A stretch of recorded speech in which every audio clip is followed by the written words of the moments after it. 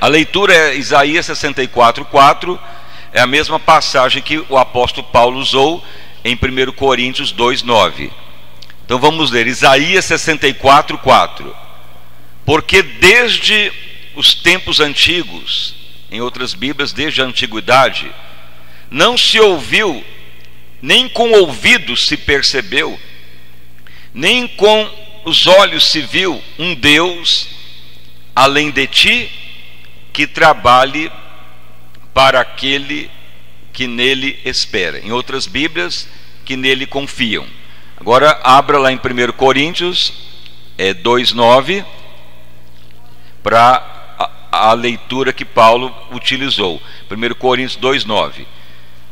Mas como está escrito. Então essa é a referência que Paulo está se referindo. Isaías 64:4. As coisas que o olho não viu e o ouvido não ouviu e não subiram ao coração do homem, são as que Deus preparou para os que o amam, ou Deus reserva para os que o amam. Então podeis agora sentar e as palmas para louvar e bendizer o santo nome do nosso Salvador Jesus Cristo. Graças a Deus.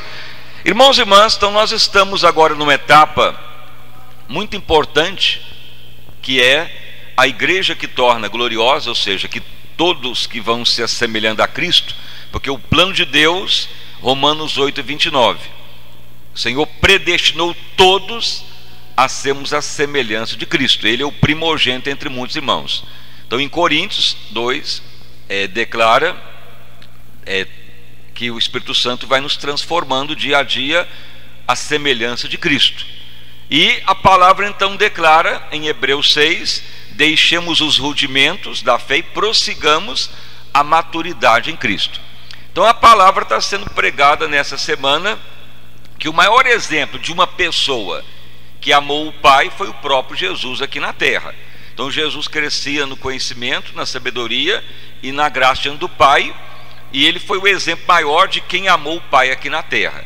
Então a Bíblia declara que quem ama a Deus, como exemplo de Cristo, terá a bênção que ninguém viu, nem pensou, nem imaginou, nem subiu no coração de ninguém.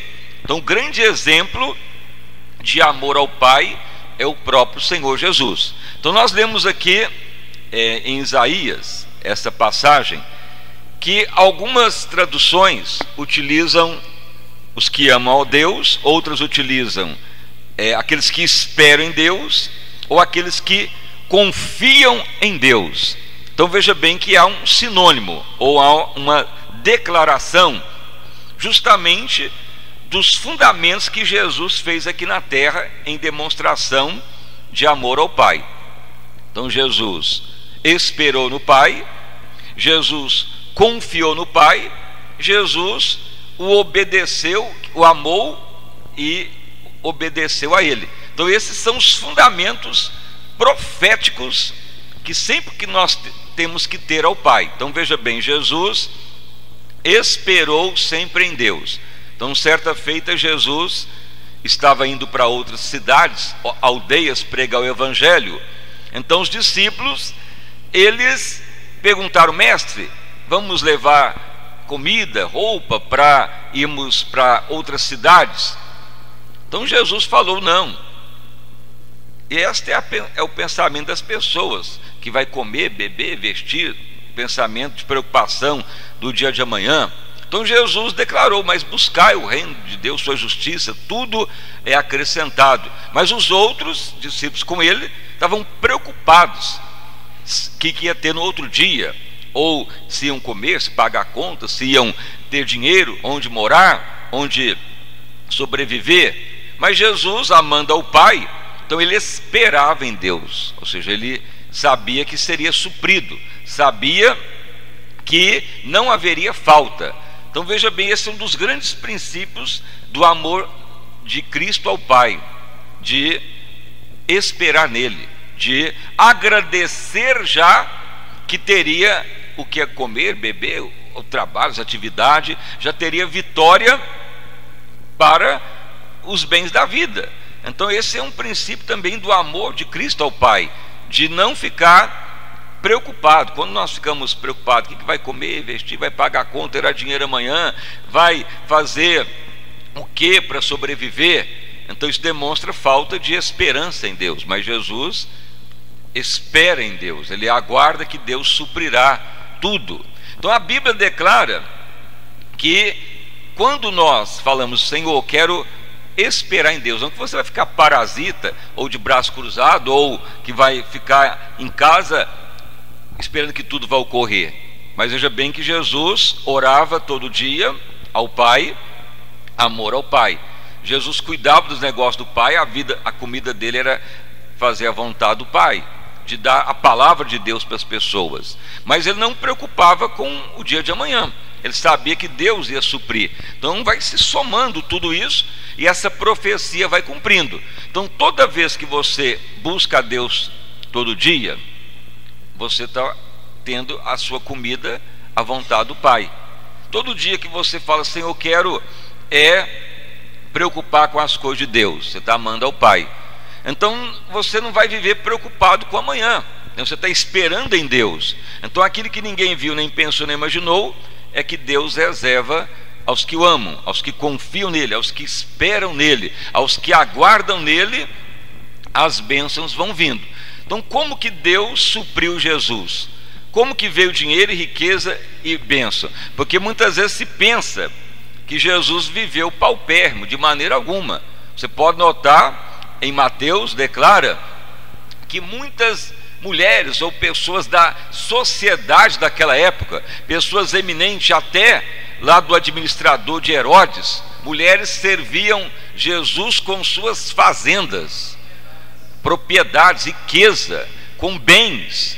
Como que Deus tocava em mulheres que eram da alta classe social daquela época, romanas, ou da elite de Herodes, ou da elite do governo romano, e elas serviam Jesus com suas fazendas. Então veja bem, servir Jesus com as fazendas.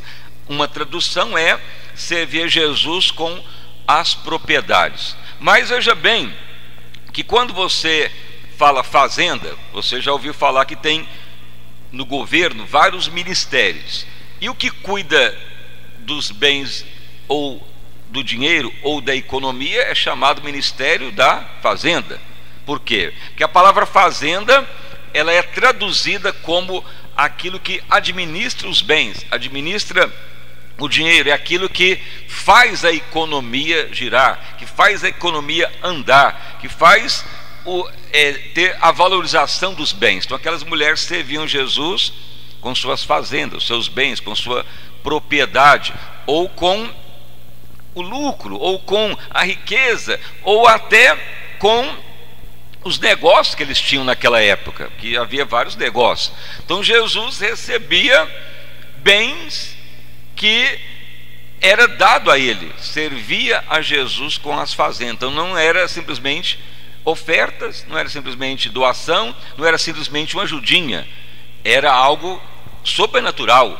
Então veja por que isto ocorria, porque Jesus amava o Pai. Então quando nós amamos ao Pai aqui na terra, vai ocorrer coisas que Deus vai tocar no ímpio para beneficiar o justo, vai ocorrer que muda a situação para o nosso benefício, vai ocorrer situações sobrenaturais, porque ser cristão é ser semelhança de Cristo, é agir na mente, na identidade dele. Por isso está escrito que ninguém viu, nem imaginou, nem pensou, nem subiu no coração de ninguém, é o que Deus reserva aos que o amam, aos que esperam nele, aos que aguardam nele ou confiam nele. Então nós temos que sempre falar: Espírito de Deus, me ajuda então a amar ao Pai como Cristo amou, porque todos nós temos o Espírito de Deus, o potencial está dentro de nós para nos mudar, nos transformar. Então essa profecia, ela é para a igreja que torna gloriosa, porque a maioria do povo de Deus está minguado, falta, ou correndo atrás das bênçãos, ou em deficiência, ou decepcionado. Mas por que está ocorrendo isto? É culpa da igreja, do pastor, do bispo, do missionário, ou das igrejas? Não.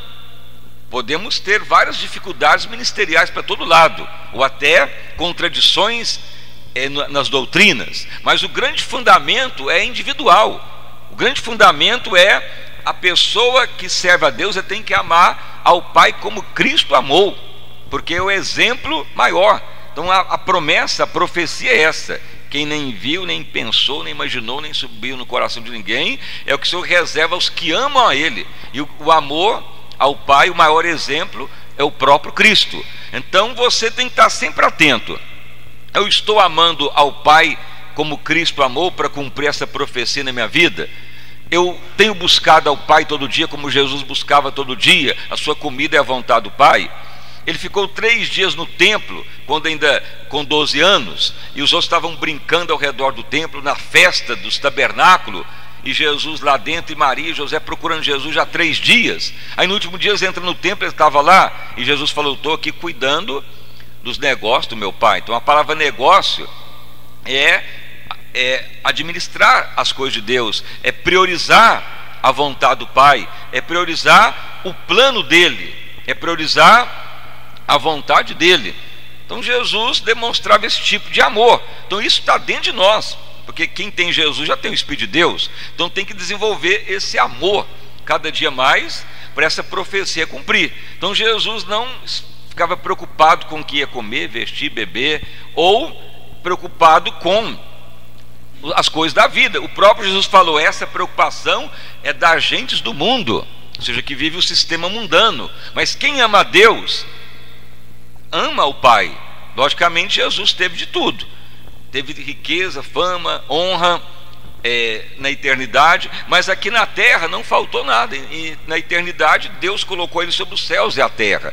Veja que Jesus também esperou em Deus. Então ele tinha uma missão: morrer para pagar a maldição no nosso lugar. Mas Jesus confiou, esperou no Pai até o fim. Mas veja que lá na cruz Jesus declara: Deus meu, Eli lama sabachthani, por que me desamparas? Então Jesus ficou ali só, estava levando o pecado de todos nós para nos redimir. Mas então ele vê que está chegando o fim da vida dele na terra, mas depois vai ressuscitar. Então ele declara uma palavra: está consumado. Pai, está tudo consumado. O que ele quis dizer com isto? Então veja bem que Jesus amou o Pai e amou até o fim, para cumprir todos os detalhes, e falou: está consumado, Pai. Tudo que tu pediu, vir na terra, morrer, fazer tudo para lhe agradar, não fazer nada contraditório, viver para satisfazer, confiar em ti, esperar na tua misericórdia, e até o fim está consumado, ou seja, cumpriu tudo. Então Jesus não deixou de fazer nada. Então ele sempre esperou em Deus. Então sempre nós temos que pensar: Senhor, tu tem uma obra para mim hoje. Eu posso dizer, Senhor, no final do dia: Senhor, consumei mais uma etapa, mais um dia lhe entrego, Pai. O que é isso? O objetivo da vida ao Pai. Então todo dia nós temos que ter essa visão profética: Senhor, hoje é mais um dia que eu tenho que viver para o Pai. E lá no final do dia eu posso falar: está consumado mais um dia, Pai. Ganhei uma alma, fui na obra de Deus, orei, intercedi, liberei perdão, aconselhei pessoas, intercedi, semeei na casa de Deus. Pai, sofrimento, luta, batalha veio, o inimigo tentou, mas está consumado, Pai. Cumpri a tua missão. Então quem ama o Pai luta para consumar, para concretizar, para chegar no final de cada dia com aquilo que Deus mandou fazer, cumprir. Então a nossa vida todo dia tem que ser esse esforço: Senhor, mais um dia, devo ganhar uma alma pelo menos hoje, Pai. Devo levar alguém na casa de Deus, devo interceder por alguém, Pai. Me fale a tua vontade hoje. Senhor, eu quero chegar no final do dia e falar: Pai, veio a luta, tive que carregar esta cruz de hoje, mas Pai, está consumado.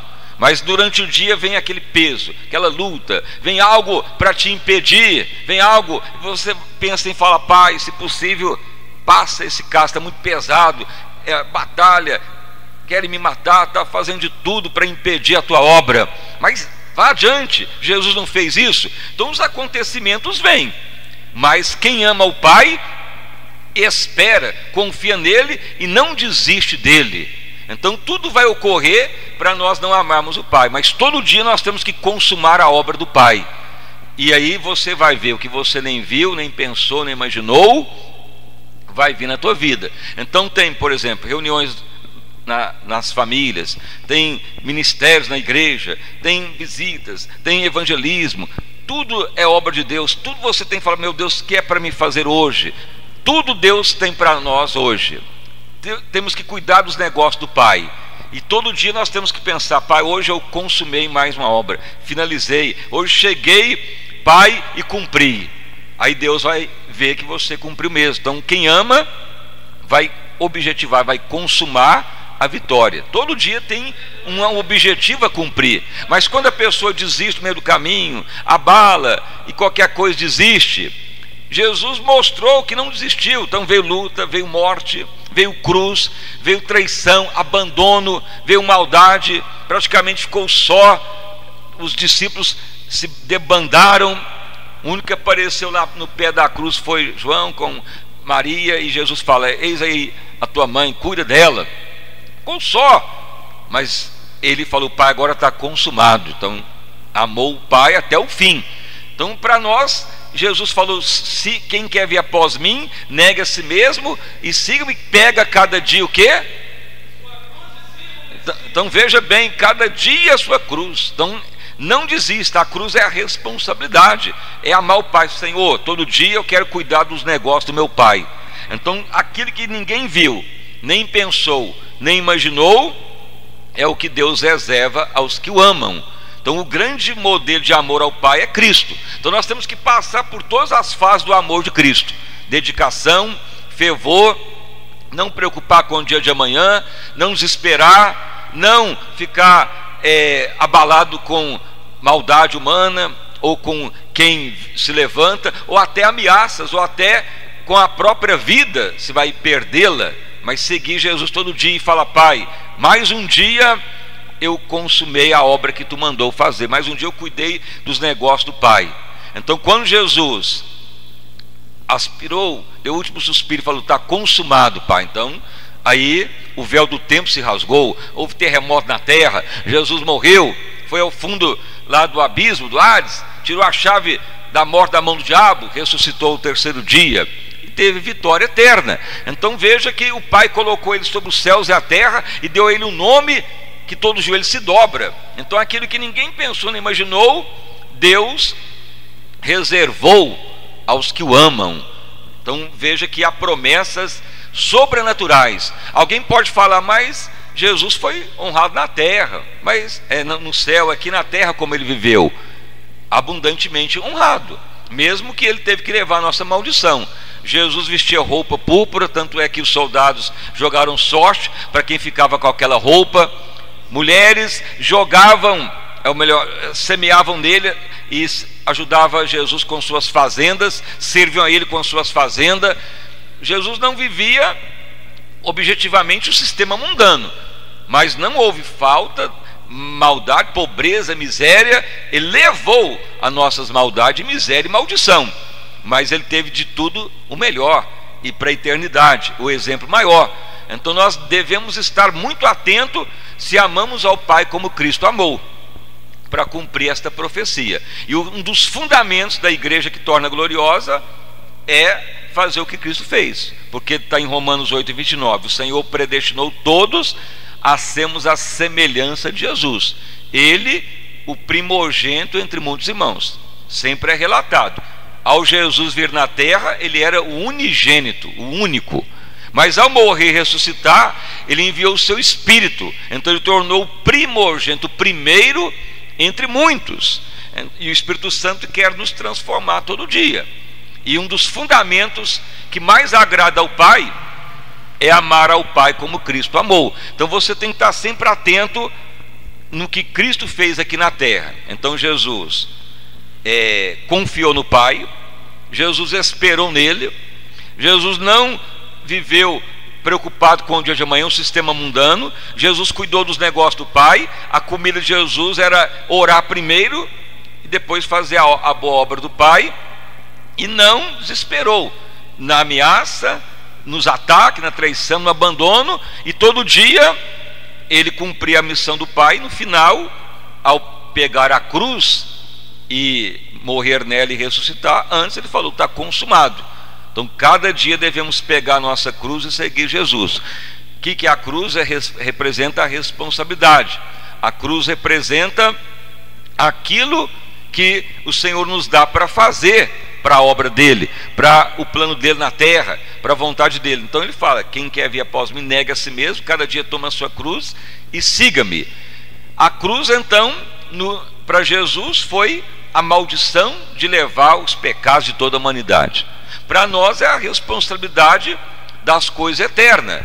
Então o que é a responsabilidade? O que é o peso da responsabilidade? Então veja bem, quando você tem trabalho, ou tem carteira assinada, ou contrato de trabalho, você tem horário para entrar, 8 horas por dia, 40 horas semanal, descanso, você tem as responsabilidades do trabalho, tem os deveres, tem as regalias, você tem uma responsabilidade de cumprir. Uma dona de casa tem as responsabilidades, professor, todo mundo tem as suas responsabilidades. Então é um simbolismo de cruz, ou seja, você tem algo a cumprir, você tem algo a fazer.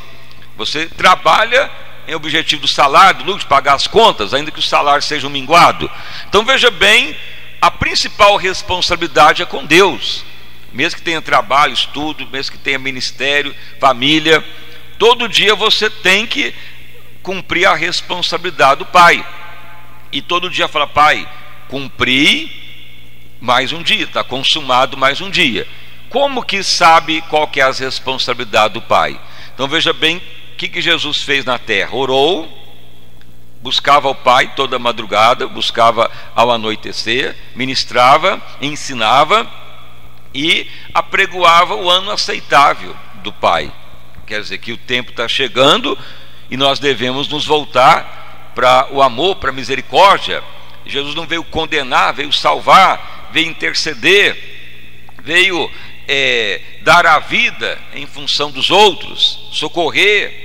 Tudo essa é a responsabilidade. Cada dia Jesus fazia algo no que Deus mandava fazer. Então se nós falamos: ó Pai, quero amar ao Pai como Cristo amou, então o Espírito de Deus ele vai começar a te falar o que é para fazer, as responsabilidades, ele vai te falar claramente, ele vai te mostrar. Por isso que tem que ter a mente Cristo. Então aí naquele dia você cumpre, naquele dia você realiza, na igreja, ou fora da igreja, ou na casa, ou no trabalho, nas atividades. E no dia que termina você fala: Senhor, cumpri mais um dia, está consumado. Então aí você demonstrou o amor ao Pai, você cuidou dos negócios dele, você pegou a cruz todo dia. Então a cruz quer dizer de amar ao Pai, de fazer o que ele pede, de fazer a obra dele, de cumprir aquilo que é pesado, mas que quer agradar a ele. Então quem ama o Pai pega a responsabilidade do que tem que ser feito, e muitas vezes é algo pesado, é ataque de demônios, é traição, engano, é maldade, é aflição, é coisas que vêm para você querer abandonar. Jesus teve que suar até gota de sangue para interceder por nós, mas ele foi até o fim. Mas a Bíblia declara que o Senhor se compadece de nós, porque ele sabe o que passamos, e ele é fiel e justo para nos ajudar. E aí então haverá vitória que você nunca imaginou. Por isso que você vê em Atos dos Apóstolos que eles não preocupavam se iam morrer, se iam para a arena de leões, se iam ser perseguidos. Pelo contrário, eles sentiam alegria nas perseguições, sentiam prazer em cumprir todo dia a cruz de Cristo, porque amava o Pai. A igreja que torna gloriosa, ela ama o Pai, e aí virá a vitória que nunca imaginou. Então muitas vezes a igreja foca a bênção limitada. O pastor ora, o bispo, o apóstolo, o missionário ora, mas ficam bênçãos limitadas.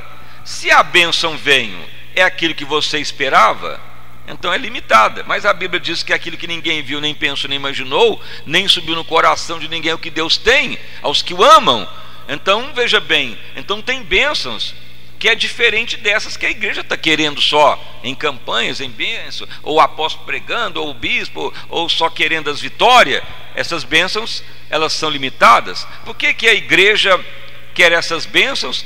E por que vem essas bênçãos? Então as bênçãos que nós vemos e almejamos e queremos ou recebemos, elas são as bênçãos da misericórdia de Deus. Ou seja, Ele vê o sofrimento, Ele quer dar o alívio daquele sofrimento, daquele mal, mas elas são limitadas. Mas quando nós amamos ao Pai, vai vir bênção que nem pensou, nem imaginou, nem subiu no coração de ninguém. É totalmente diferente. Então veja que a igreja primitiva, apostólica, eles não preocupavam nas bênçãos diárias. Veja que os cultos na igreja gloriosa não era igual hoje, o povo atrás dos apóstolos para receber oração e bênçãos. Não havia esse tipo de culto. Não há nenhuma passar na Bíblia que o culto era feito para o povo e correr atrás das bênçãos ou alguém querer as vitórias. Pelo contrário, era ensinado, os sinais seguiam aos que criam, fazia-se maravilha, mas o grande fundamento era levar o povo a tornar semelhança de Cristo, todos serem mudados e transformados, e o povo passava a amar o Pai como Cristo amou. Então a igreja tornou gloriosa. Por isso que em Antioquia todos foram chamados cristãos, ou seja, todos foram chamados semelhança do Messias, de Jesus, do Filho de Deus, do Eterno, porque aí houve um avivamento. Então quando a igreja ama o Pai como Deus amou, tem como Deus mudar a história, mudar uma sociedade, mudar as leis, mudar países, mudar a terra, transtornar o mundo, porque aí o poder de Deus vai manifestar de forma sobrenatural. Então a grande profecia dos últimos tempos é que vai ocorrer um grande avivamento na terra, mas não por alguns modelos ou algumas práticas, não. O avivamento vai ocorrer na medida que a igreja vai se assemelhando a Cristo. Aí vai ocorrer um mover gigantesco, tremendo, que o mundo vai ser transtornado. Aí Jesus volta então para buscar o seu povo, porque ele vem buscar a igreja gloriosa. É a parábola das 10 virgens. Muitas estão agindo loucamente, mas as que estão agindo prudentemente entrarão nas bodas do Cordeiro. Então vamos orar, buscar, clamar e pedir o Espírito de Deus para nos ajudar a amar ao Pai como Cristo amou. Então assim essa profecia vai tornar uma realidade na nossa vida. Então nós vamos agora orar. Quem crê sim diz glória a Deus. Então vamos dar uma salva de palmas para louvar o santo nome do nosso Salvador Jesus Cristo.